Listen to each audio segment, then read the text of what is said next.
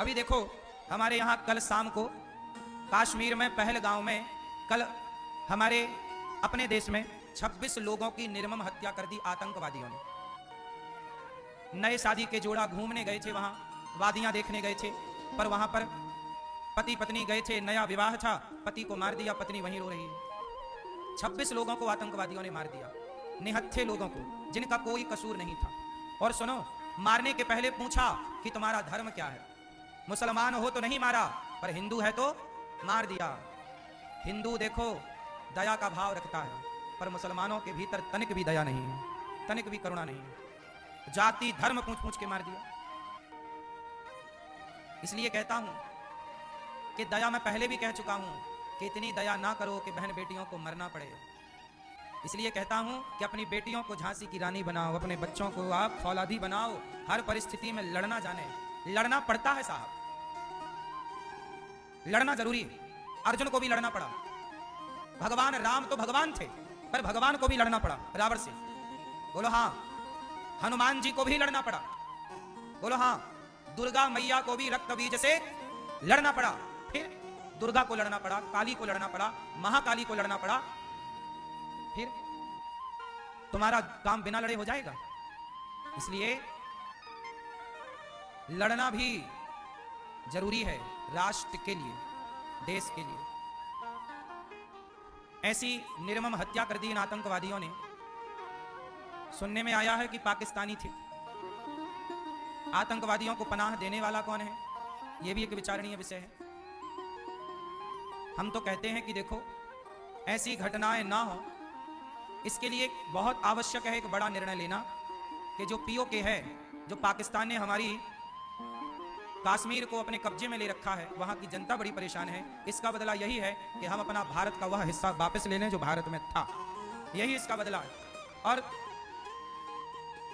देखो public place में आतंकवादी आ गए, पब्लिक के बीच में आतंकवादी आ गए और मार दिया। आज हम बहुत व्यथित हैं, हमको पता नहीं चल रहा है हम आज कथा कहां से प्रारंभ करें। कल जो पहलगांव में बड़ी भयानक घटना घटी है, ये घटना पूरे विश्व को झकझोरने वाली घटना है। सिर्फ हिंदुओं का ही वध नहीं हुआ है, उसमें पूरी मानवता को नंगा करके गोली मार दी गई, पूरी मानवता को। विश्व पटल इस पर मौन रहेगा। रीजन मरने वाला हिंदू है, और जब हिंदू मरता है, चाहे बंगाल में मरे, कश्मीर में मरे, बांग्लादेश में मरे, कहीं भी मरे, हिंदू के मरने का दुख किसी को भी नहीं होता। थोड़ा बहुत हिंदू बातें करते हैं आपस में और फिर भूल जाते हैं, बात चली जाएगी, पुरानी हो जाएगी, 2 दिन बाद सब भूल जाएंगे। और इसलिए भी दुख नहीं है क्योंकि हम लोगों को लगता है हमारे परिवार में से तो कोई नहीं था। लेकिन हरियाणा के लोग इस बात को नहीं कह पाएंगे, क्योंकि उसमें करनाल का एक युवा था जिसकी शादी 18 अप्रैल को हुई थी। और आज क्या अप्रैल है? 18 अप्रैल को जिसकी शादी हुई और 22 अप्रैल को वो समाप्त हो गया। यहां मुझे बता रहे थे कि यहां कुछ लोग उसकी शादी में गए थे, और उस बच्ची पे क्या बीत रही हो। कौन उस बच्ची के दुख को समझेगा? उसके मां बाप के ऊपर क्या बीत रही होगी, उसके पूरे परिवार के ऊपर क्या बीत रही होगी। ऐसे ही 28 लोग मारे गए वहां। मुझे शर्म आती है उन लोगों के ऊपर जो कहते हैं आतंकवाद का कोई धर्म नहीं होता। मैं मान भी लूं कि आतंकवाद का कोई धर्म नहीं होता, पर सारे आतंकवादी एक ही धर्म से क्यों आते हैं? और वो आतंकवादी धर्म पूछ के, हिंदू समझ के फिर गोली क्यों चलाते हैं? क्या है ऐसा? और तथा कथित कुछ सेकुलर लोग अभी भी कह रहे हैं कि उसमें एक उसी धर्म का व्यक्ति मारा गया। अरे पापियों, किसी से मत डरो, कम से कम भगवान से तो डरो। किसी और को जवाब नहीं देना, भगवान को तो जवाब देना है। 27 मर गए, धर्म पूछ के मारे गए।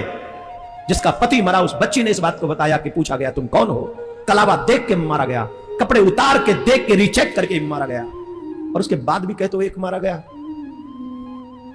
अरे यहां दिल है कि नहीं? मानवता बची है कि नहीं? जमीर मर गया है क्या? इस इतनी बड़ी घटना पर अभी भी हम राजनीतिक रोटियां सेक रहे हैं?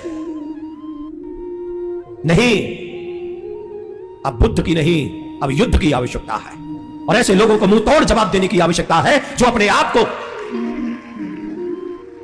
को पावरफुल समझते हैं। और मैं एक और बात बताए दे रहा हूं आप सभी को, सारे काम सरकार नहीं करेगी, हर काम पुलिस वाले नहीं करेंगे, हर काम हमारे ऊपर बैठे अधिकारी नहीं करेंगे, कुछ काम हमको भी करना चाहिए। अगर तुम थोड़ी भी मानवता बची हो तुम में, अगर तुम में थोड़ी भी हिंदुओं के प्रति निष्ठा बची हो, तो आज अपने इस धर्माचार्य की बात को मानो। कुछ नहीं कर सकते हो ना, तो एक काम अभी से करना शुरू करो, उनका आर्थिक बहिष्कार करना आज से प्रारंभ कर दीजिए, आज से, अभी से। जब आप आज से आर्थिक बहिष्कार उन लोगों का कर देंगे तो उन्हें अपनी गलती का एहसास होगा, और हमारी तरफ से यही सच्ची श्रद्धांजलि उन 28 लोगों को होगी जो उन आतंकवादियों की भेंट चढ़ गए। और तुम अगर ऐसा भी नहीं कर सकते हो ना, तो कोई बात नहीं, आज उनकी बारी है डरना, जब कल हमारी बारी होगी, क्योंकि इनका स्वभाव तो यही है। पाकिस्तान में भी उन्होंने यही मॉडल अपनाया, बांग्लादेश में भी यही मॉडल अपनाया, बंगाल में भी यही मॉडल अपनाया, अब कश्मीर में देख लो, पहलगाम में जो हुआ है यही मॉडल है।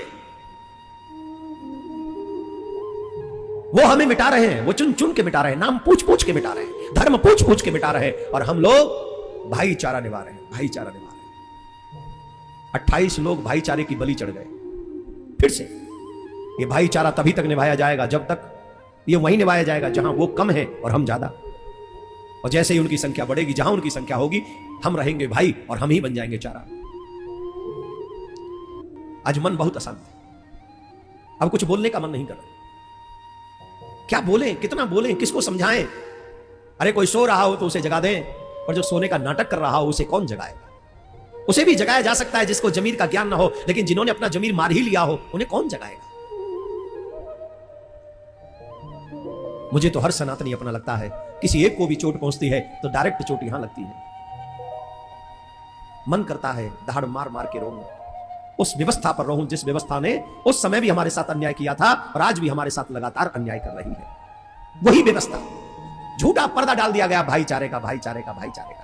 हमारी बहन बेटियों के 36 टुकड़े हो जाते हैं, हमारे मंदिर सरकार अपने अंडर में कर लेती है, हमारे मंदिरों में कोई भी आके काम करने लग जाता है, हमारी पूजा परिस्थिति को नष्ट कर देते हैं, हमारी बहन बेटियों को उठा ले जाते हैं, घर में से जबरदस्ती खींच ले जाते हैं, घरों में आग लगा देते हैं, हमारे घर के बुजुर्गों को गोलियां मार देते हैं, और उसके बाद भी हमसे कहते हैं कि सहनशील बने रहो, सहनशील बने रहो। और तब तक बने रहना सहनशील जब तक आखिरी हिंदू न मर जाए। बने रहो सहनशील, बनो सहनशील।